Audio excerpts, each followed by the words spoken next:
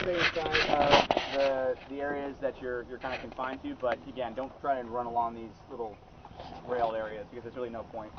We're going to put most of the fight here in the middle. You are going to be accounted for by your team leader. If at any time the platoon sergeant discovers the team leader is not accounted for one of his soldiers, that team leader is going to do some corrective training. Namely, he's going to make sure that all these four corners are still intact. Make sure you can find them. So make sure you keep your people within, span of control. So some of you may have heard the phrase span of control 3 to 5. That means that 3 to 5 people is what any one person can manage. All right. That also means keep them close. A lot of events people ask to have squad level comms, which is completely useless. The reason why you don't need squad comms is if you're a fire team or a squad, you should be within shouting distance or within eyesight of your elements. Okay. You do not need radios to communicate between squads.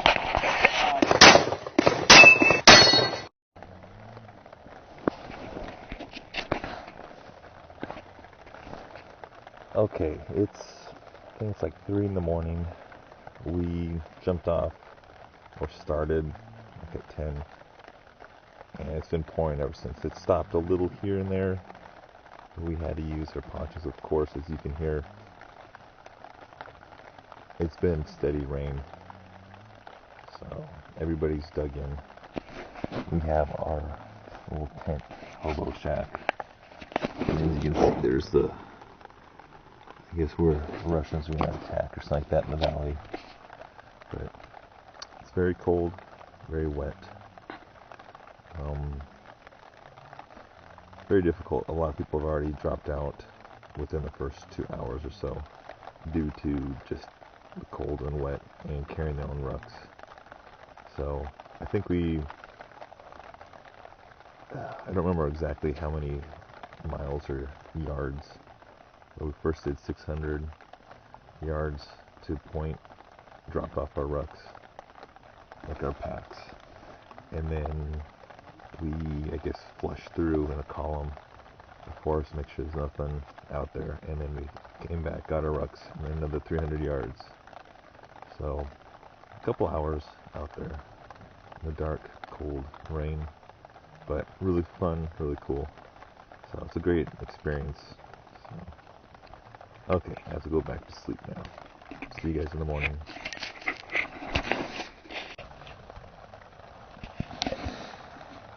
Morning sunshine. The hills are alive with Milsim. So yeah, we started over there, went there, and we're here. So now we're just gonna go check and I guess see what we need to do for the rest of the day. This is the NATO hobo camp. Got a bunch of tents and stuff. Here's our little tent situation. Got some super cold. Oh. So yeah, fire position if needed, and outside. And you good? Yep.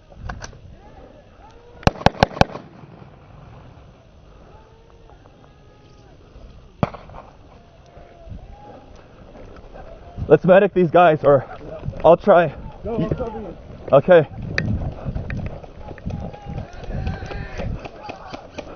I'm coming. Where? Oh, you need water. I need fucking water.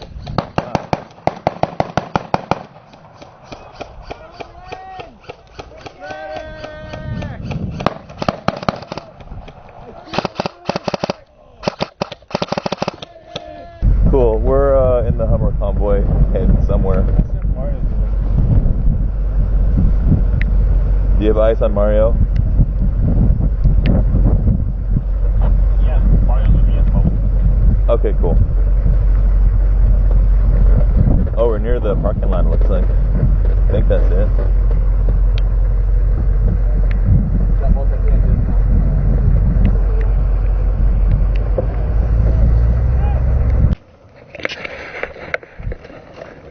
Lunchtime.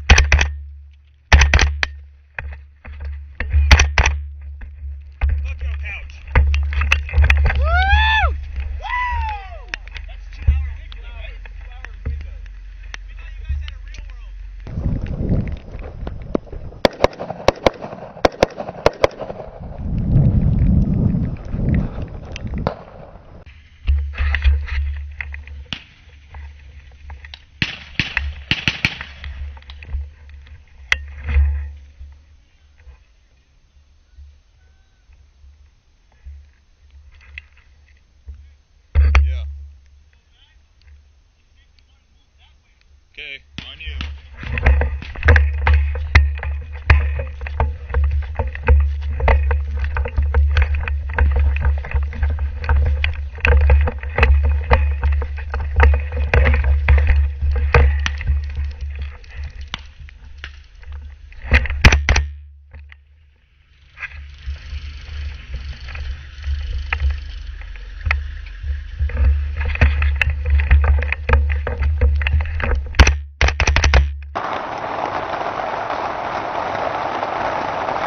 Okay, it's Saturday night, and it is just pouring. Like once the sun set, it just opened up.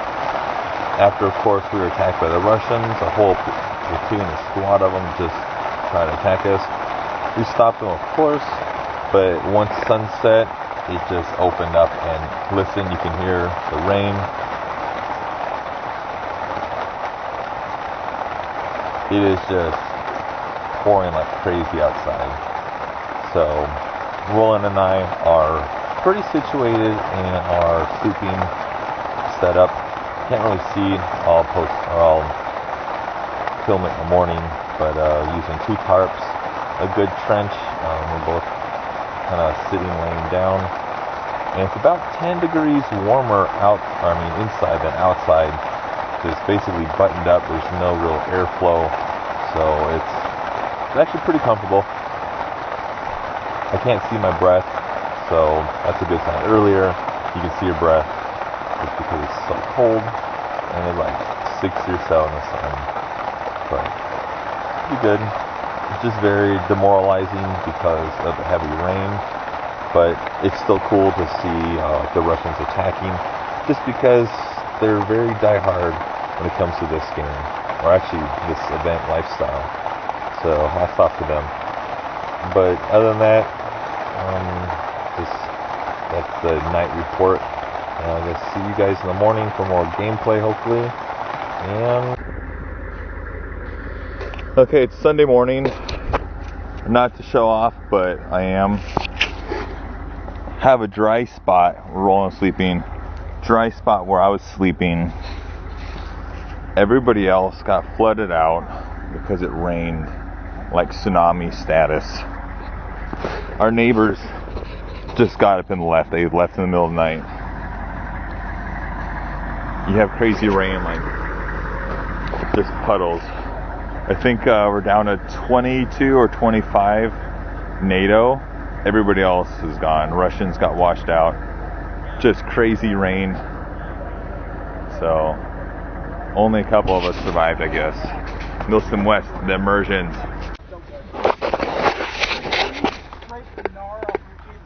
Leaving our patrol base, heading for, I guess, evac or regroup. Fight Russians. This is the remaining NATO. That's it. A lot of people quit because of the rain and cold. So, interesting.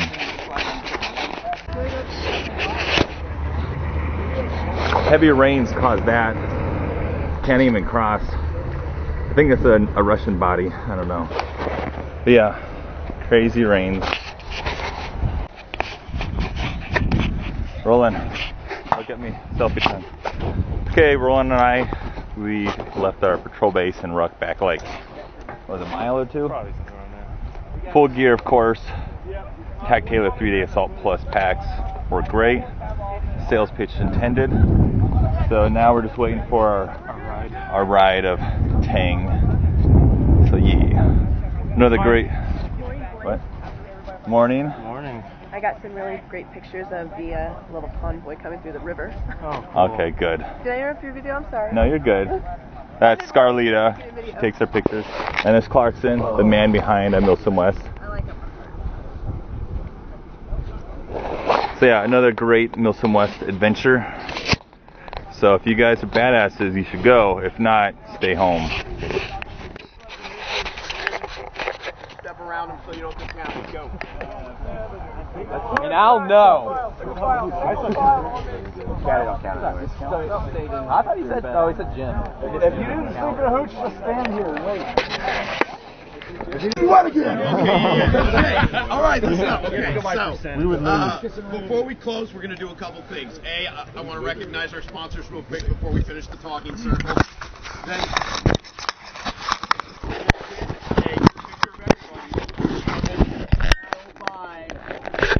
Russian, you go by Avery. If you were NATO, you go by McCoy. Only counts if you stayed in your hole all night. Yeah. Okay? If you went somewhere else and did something else to survive the evening, that's cool, and I'm glad you're still there. I slept in my fucking car. There's no shame in it, man. Like, let's just get an accurate accounting of the people that truly fucking laid there. Yes.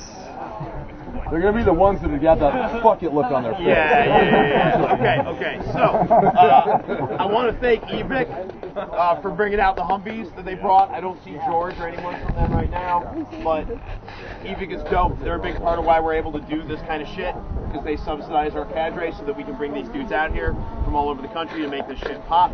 I want to recognize JAG. I know Brian and Roland are here from JAG. Hank brought a lot of people out there yesterday.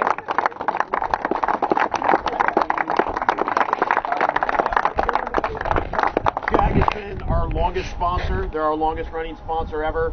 They've been with us since the very beginning, and they provide our cadre all with either E&L AKs or VFC M4 series rifles. And then, yeah, they're hanging back there. All right, made it. We have a ride now. I want to recognize Omar from Enola Gay. They're a big sponsor of ours. They do these pre-sales close to you guys. Discount price. They give us cases, smoke for every single game, no problem. They're big supporters of what we do. We wouldn't be able to do it without them, and they're still here. And then we got Greg and Jeff out here from PTS. They supply mags and other equipment for our sponsors.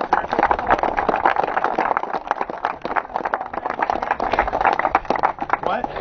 Yeah, small mags for those AKs. I mean, they're still good. They work good. They just don't look sexy, but they work the best. And we brought a Jurassic Park Jeep.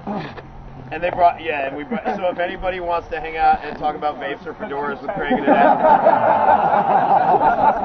Sorry, man, it was too easy. You walked into that one. Yeah. It's okay, it'll be parked next to my fucking super masculine Red RAV4. Alright, so, we got any photos here? Photography? Where we want a group shot? Cram back this way. Everybody cram back this way.